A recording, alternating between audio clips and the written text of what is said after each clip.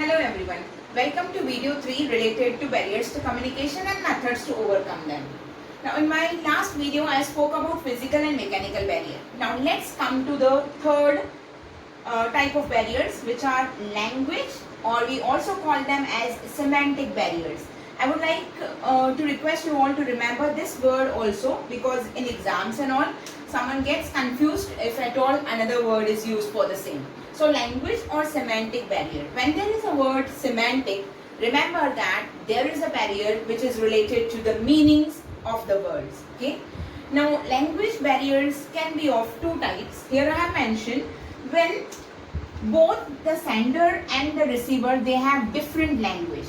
Now for example, if at all sender is having X language as the language of communication and receiver is having Y language as the language of communication, there is no common language between sender and receiver, then X will communicate in one language and Y will not be able to understand anything because he knows only another language which is not known by this person.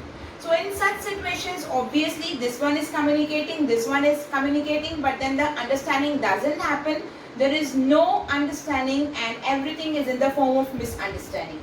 Of course, to a certain extent, human beings can interchange their communication with the help of gestures and postures. But then the communication will not be 100% successful. Now, if I am going to ask you a question, have you ever been to south part of India, or have you ever been to any other country other than India where people are not aware of English, of Marathi, of your mother tongue, Gujarati, so on and so forth? Then what happens? Is it then possible for any human being to be successful communicator to that person? It is of course not. So whenever sender and receiver, they have no common language between them, this kind of problem occurs. So different languages will always have language barrier. Then you need a translator or something like that, right? And then there is another type of semantic barrier. Of course, when the language is same, I mean if I know English and another person also knows English and we both are communicating, then too there is a very big problem related to the pronunciation and the dialect part. Hope you all will agree with me that being in a country like India where every 10 kilometers you have different dialects, there is a kind of problem of pronunciation. So whatever I am expressing, my mother tongue will definitely influence my another language. So there is a kind of problem in pronunciation. The second thing which I have written over here is technical jargon. Now what do I mean by this term technical jargon? Technical jargon can be a kind of semantic barrier when a person is communicating by using or overusing the terms of his or her profession only. For example, if I am a doctor, I am continuously using all medical heavy terms. Obviously, a person who is not from the medical background will be comfortable with my terms and my vocabulary. So there will be a kind of problem of communication between me because I am overusing the medical terms. Similarly, a person who is belonging to legal background is all the time using the legal terms, article number this, constitution number this, that. So what will happen for a person who is not belonging to legal background? It will be a kind of barrier to communication. This is what is known as technical jargon.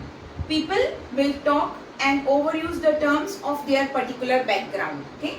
For a person who doesn't know even ABCD of a computer, we keep on using the words like motherboard, mouse and all.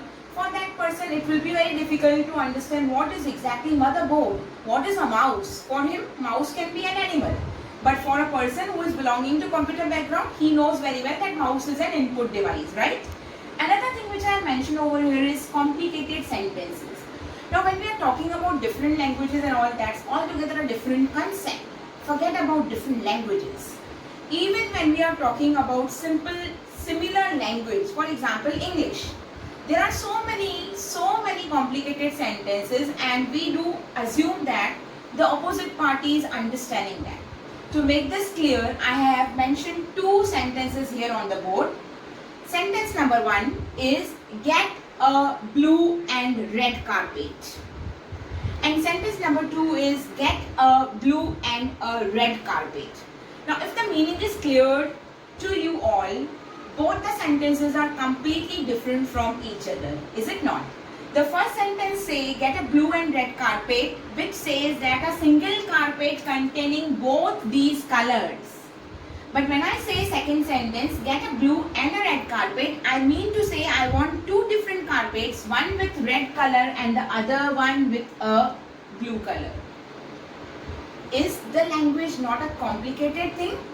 Of course, yes. Simply by the presence of one article the meanings can change a lot.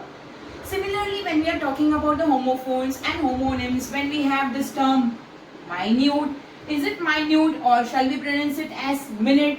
When we are talking about the word check, is it CHEQUE or is it CHECK? When I am talking about the word write, is it RIGHT right or is it WRITE right? This is all very tedious and very complicated. So this is what is a language or semantic barrier. We will have lots and lots of misunderstandings because of language and semantic barriers. So what is the solution to overcome or minimize or reduce these barriers? Simple solution to this. Whenever the languages are different, try to have some translator. Whenever there are lengthy sentences, long sentences, prefer written communication over oral communication. Whenever there is a kind of pronunciation problem, try to have simple pronunciation. Also remember that use the principle of keep it short and simple. Avoid complicated sentences, avoid technical jargons and all, and you will be reaching to your audience in an effective way. We will talk about remaining barriers in my upcoming video. Thank you so much. Happy learning.